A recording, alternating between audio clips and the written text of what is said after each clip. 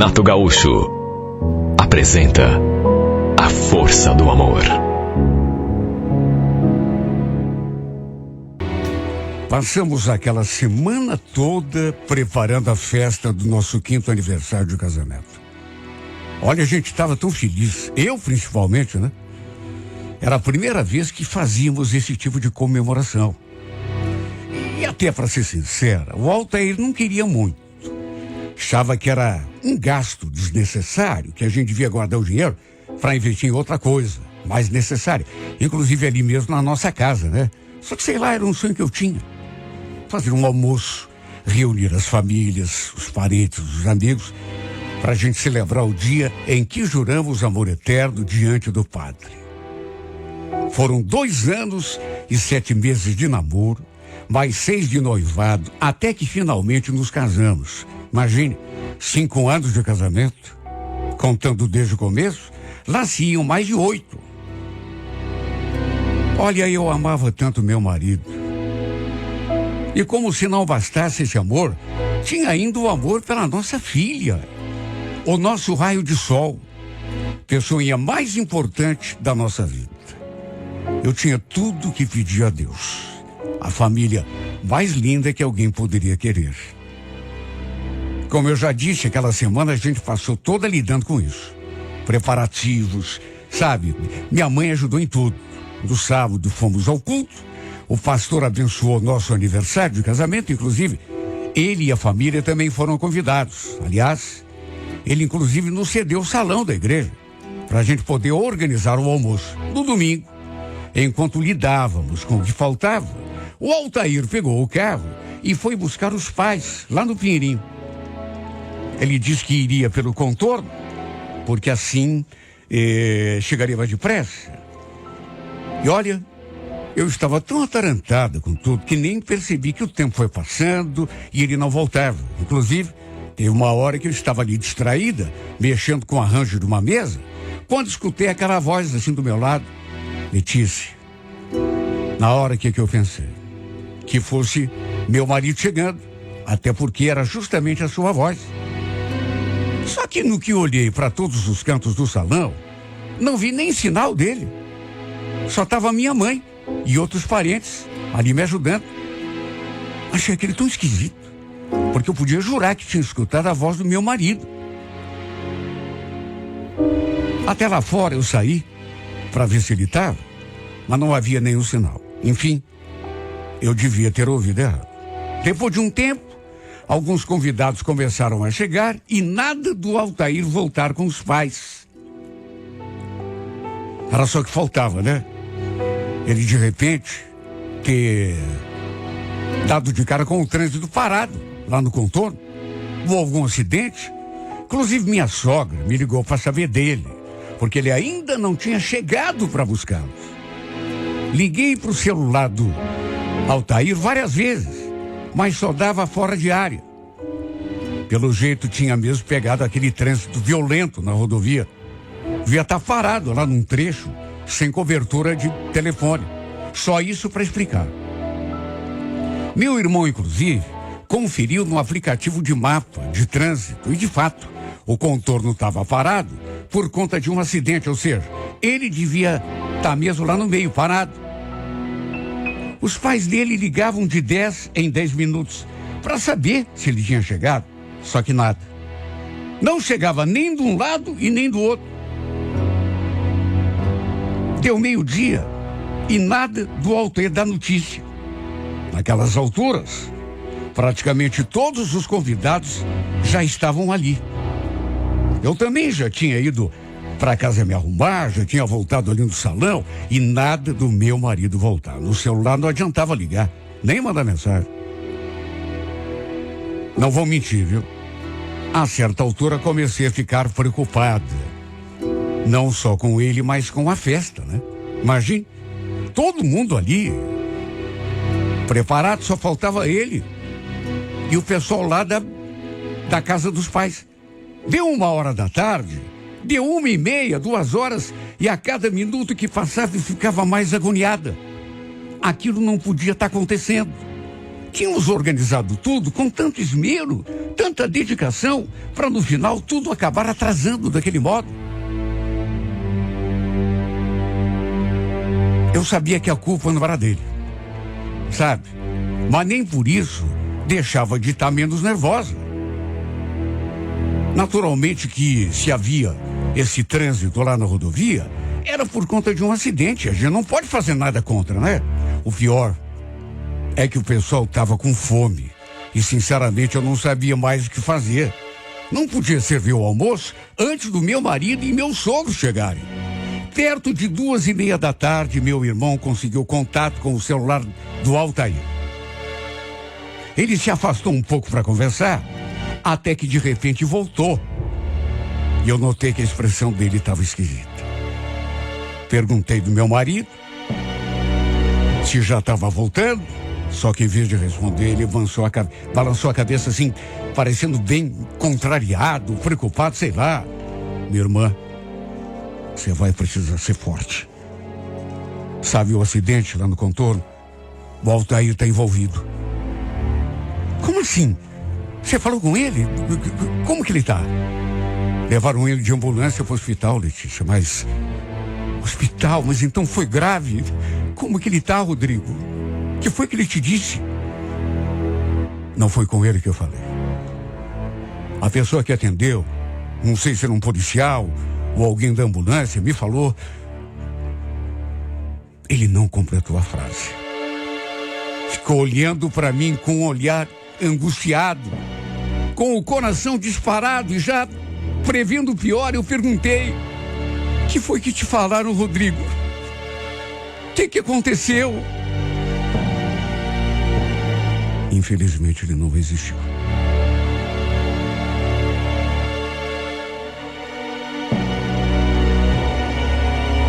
Eu escutei aquilo e só lembro de ter dado um grito bem alto.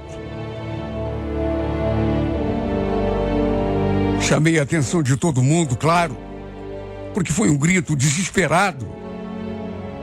Depois tudo começou a ficar escuro diante de mim, girando, até que não vi mais nada. Não sei quanto tempo passou até eu voltar à consciência. Tinham me levado ali para a igreja, para a sala do pastor. Estava lá deitada naquele sofá. Me senti zonza. Muita gente ali à minha volta, minha mãe, o pastor, alguns parentes. Foi então que eu lembrei do que meu irmão tinha dito. E mais uma vez, voltou o desespero. Comecei a chorar, a gritar, a chamar pelo Altair, e o pessoal ali tentando me acalmar. Quando meu irmão confirmou, até porque não tinha como ser diferente, era verdade, ele tinha morrido. Não sei como eu também não morri ali mesmo. Foi uma angústia. Foi um sentimento tão pavoroso que tomou conta de mim. Estávamos ali para comemorar nosso aniversário. 5 anos de casamento. E no fim, em vez de festa, o que teve foi velório. Ele tinha ido buscar os pais no Pinheirinho e acabou se envolvendo num acidente com um caminhão.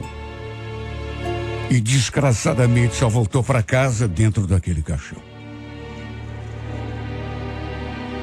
Tudo que tínhamos planejado para aquele dia, que tinha tudo para ser lindo, especial, se transformou na maior tristeza de toda a minha vida. Se não fosse minha filha, juro, não sei se estaria aqui ainda, porque, além dela, não me restava mais nada nesse mundo. Eu com certeza teria ido ao encontro do meu marido, de tão desesperada que eu fiquei.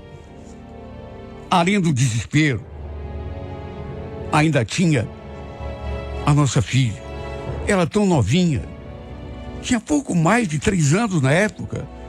Eu não sabia como ia ficar a cabecinha dela quando soubesse da morte do pai. O velório e o sepultamento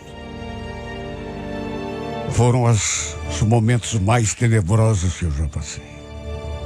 Só quando perdi meu pai, sofri daquele jeito. Não sei como tive forças. Só consegui na base de remédio, calmante, quando selaram o caixão pela última vez.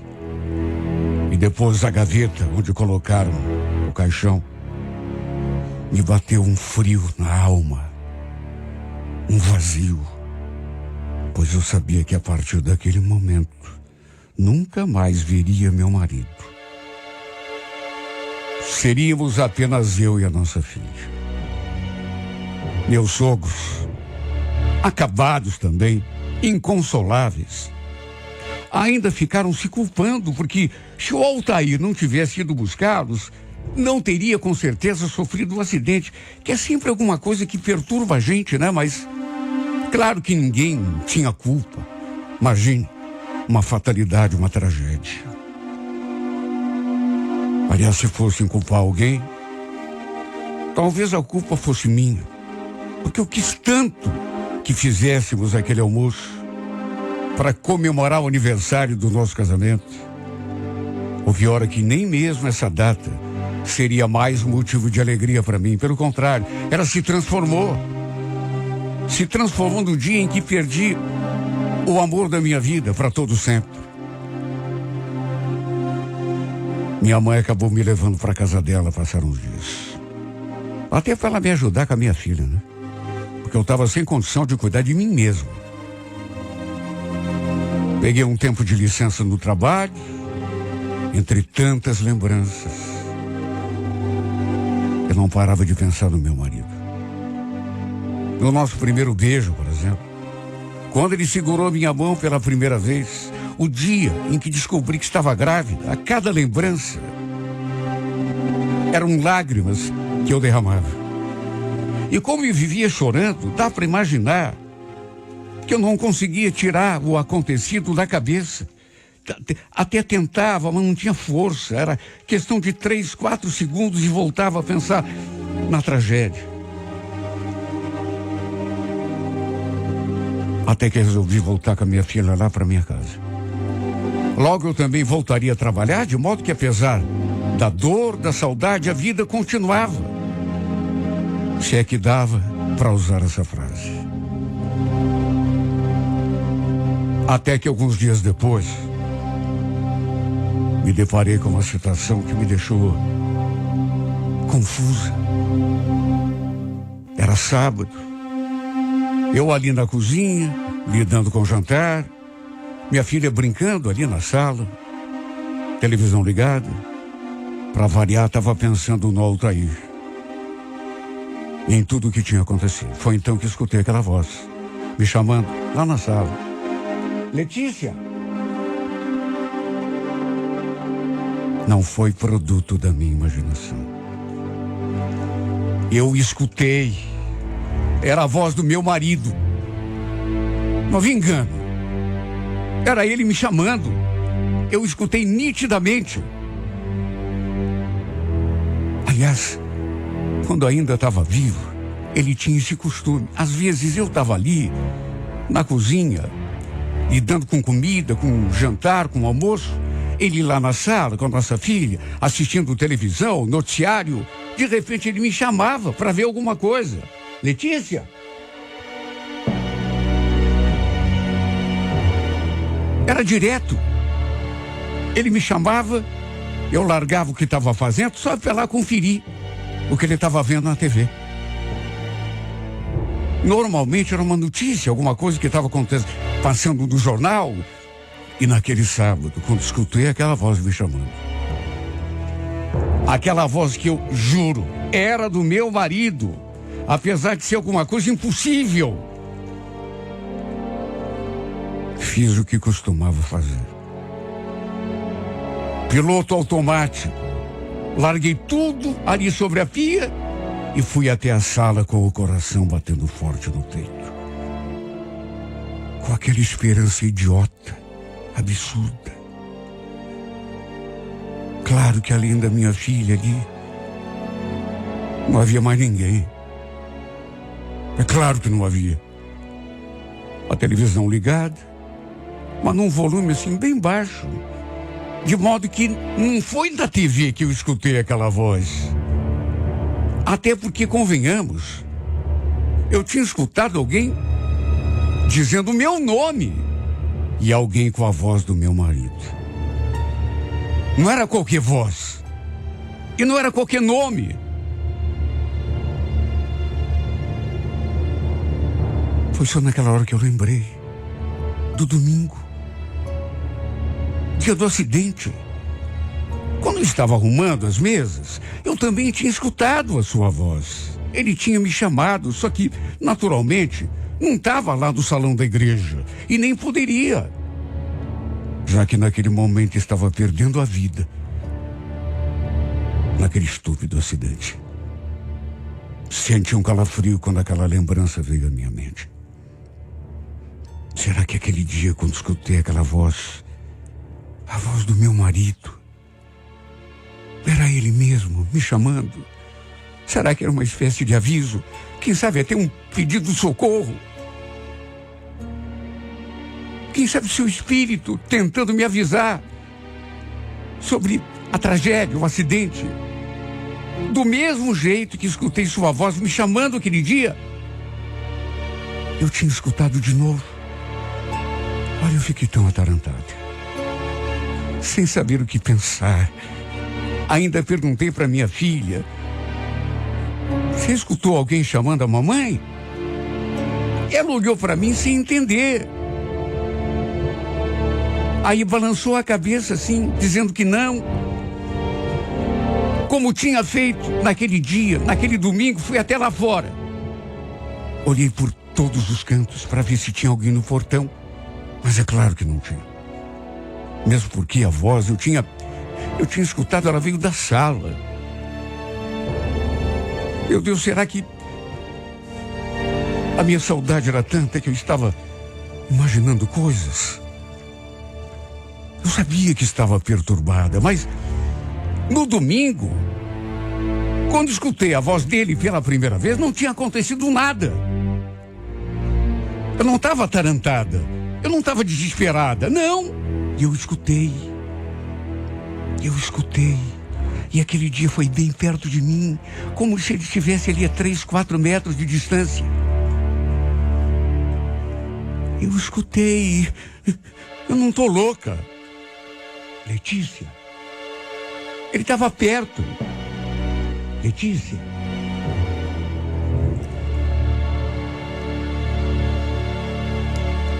Sabe o que eu pensei?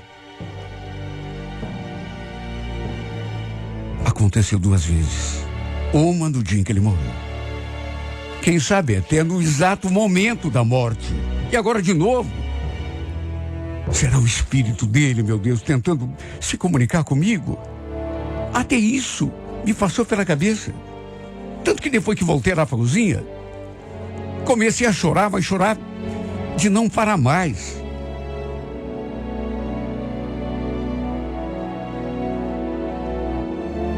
Chorei na cozinha para não assustar minha filha lá na sala. Ela era tão novinha. Sabe, não entendia assim tudo que estava se passando. Entendi um pouco, mas eu sinceramente não sei como estava conseguindo lidar com isso. Tratando da minha filha e passando por essa fase tão triste. Passei a frequentar ainda mais a igreja. Busquei consolo espiritual, até porque minha mãe me insistiu comigo, me aconselhou. Conversei com o pastor, inclusive sobre a voz que eu escutei 2 vezes me chamando, a voz do meu marido, quando falei que era a voz dele. O pastor pediu que eu orasse. Lembro que eu falei: eu oro todos os dias, pastor. Será que não é o espírito do meu marido tentando se comunicar comigo? Ele, inclusive, me censurou. Não fala bobagem, menina. As pessoas que estão mortas não ficam tentando se comunicar com ninguém. Sabe? Deus já tem um propósito para cada um de nós depois que a gente morre. Não acredita nessas coisas de alma que fica perambulando por aí, viu? Mas como explicar isso, pastor? Eu ouvi, era a voz do Altair. No dia do acidente, eu estava ali preparando as mesas. Eu ouvi, parece que ele estava ali em cima de mim. Olha o meu braço, pastor, está arrepiado. Porque eu ouvi. Letícia?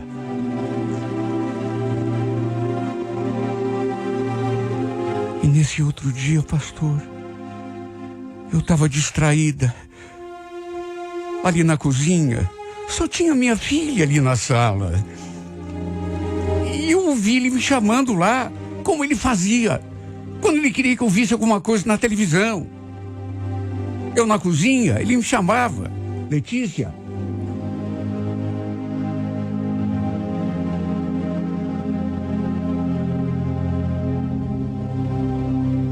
O pastor olhou para mim como se eu estivesse louca.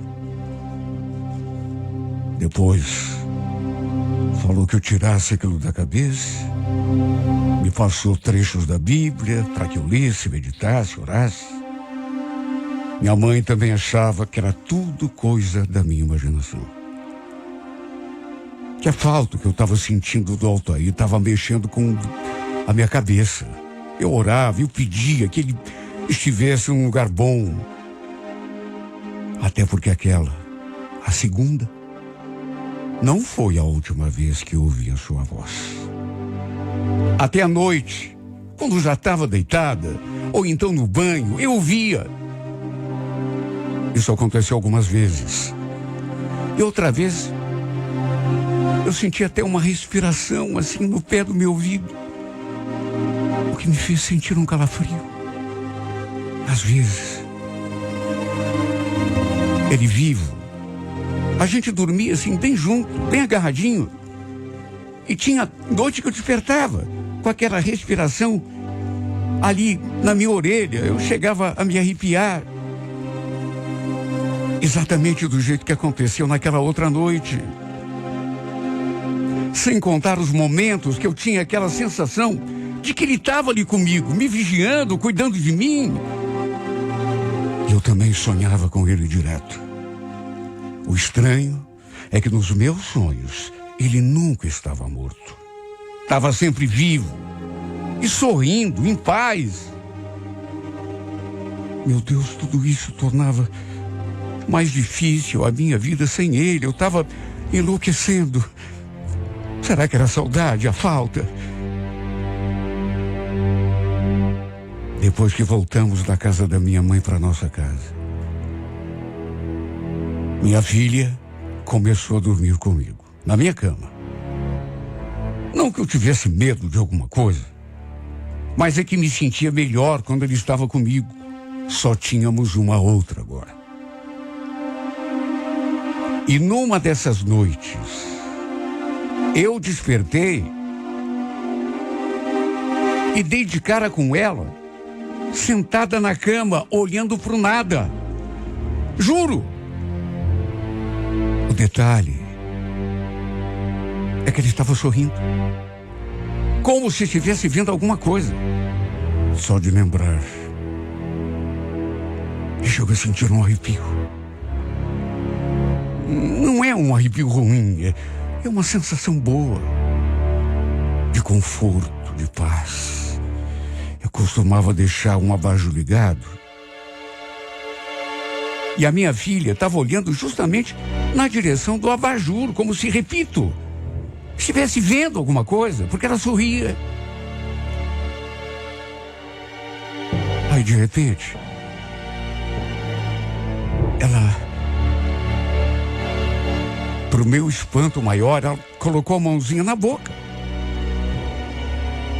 E eu vi essa menina jogando um beijinho pelo ar, como ela costumava fazer com o pai.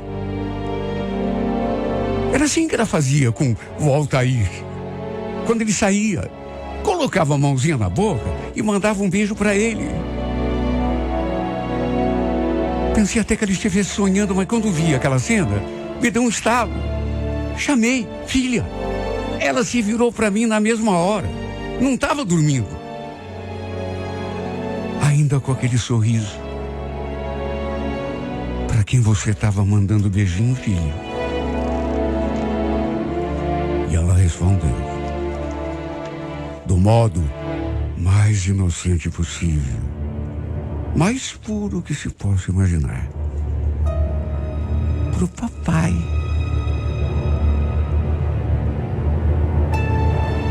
Falou aquilo e olhou de novo na direção do abajur. E eu também olhei. Só que não vi nada. E pelo modo como estava agindo, ela devia estar mesmo enxergando alguma coisa. Ou então alguém. Seu papai, por exemplo. Ela mesma falou que era para ele. Que ela mandou aquele beijo. Só de lembrar, ainda sinto aquele mesmo arrepio que, repito, um arrepio gostoso. Abracei minha filha com tanta força e chorei tanto. Sei que não foi só um sonho, nem meu, nem dela. Ela estava bem acordada, assim como eu também estava. E tenho certeza de que ela realmente viu o pai ali no quarto. Chegou a mandar um beijo para ele, como fazia quando ele ainda era vivo. Eu não vi, mas juro que senti sua presença. E também uma sensação tão plena de paz. Até hoje sinto que ele está presente na nossa vida, cuidando de nós duas. Embora muita gente, para quem contei, me chame de louca, minha mãe não chegou a chamar, mas me olha de um jeito que não deixa dúvida. Tenho certeza de que a morte não é o fim. E também não é mais forte que o amor. O amor que ele sentia por mim e por nossa filha continua pulsando nele, seja em qual plano ele estiver. Assim como esse que eu sinto por ele continua cada dia mais vivo aqui no meu peito. E esse mesmo amor que sentimos um pelo outro é que um dia vai nos juntar de novo. Que um dia vai expurgar essa dor, essa saudade que toma conta da minha alma.